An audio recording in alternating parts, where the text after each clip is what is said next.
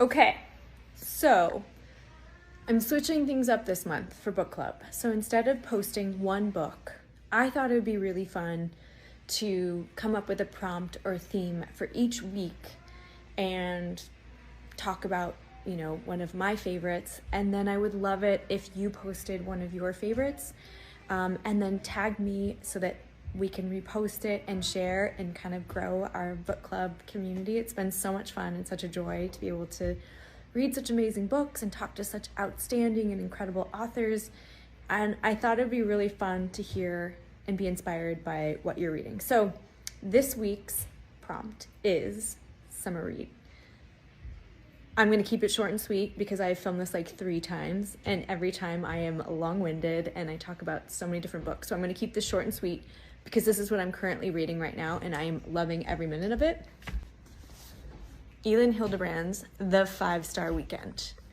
This one is juicy. The protagonist, Hollis, she's about in her mid-50s, an influencer, and she is hit with some challenges that require her to have to deal with some things, and so she decides to have a 5-star weekend.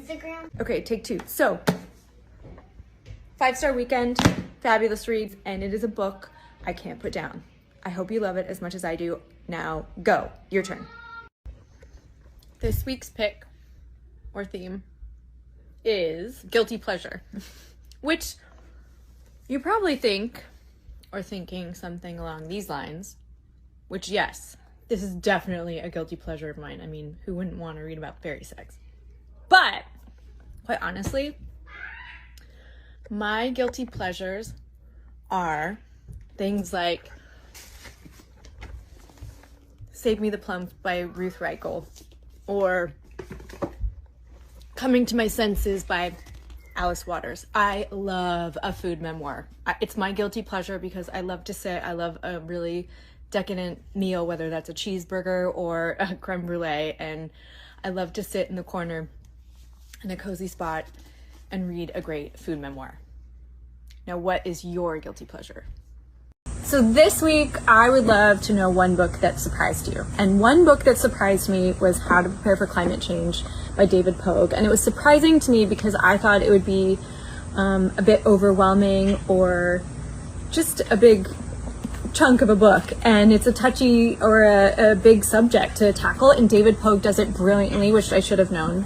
And it's all about how we could tackle climate change on a small scale to a very large scale, but it's very approachable, and from insurance that you'll need to how to protect your home and your health and little small steps that we can all make that are totally doable. So this is one book that I found surprising and I really love. Okay, so this week's book pick, favorite quotes. This one was a really challenging one because there are so many wonderful and beautiful quotes out there in books. And to narrow it down is really challenging and tricky, but I narrowed it down to my all-time favorite, R.J. Palacios' Pony. I mean, as you can see, she has no idea of the grandeur that lies inside your mind, Silas. I've known people like that my whole life. They have no imagination, no fire in their minds. So they try to limit the world to the paltry things they can understand. But the world cannot be limited. The world is infinite, and you, young as you are, already know that. Oh my God, I love this book. And I love that quote. What is your favorite quote?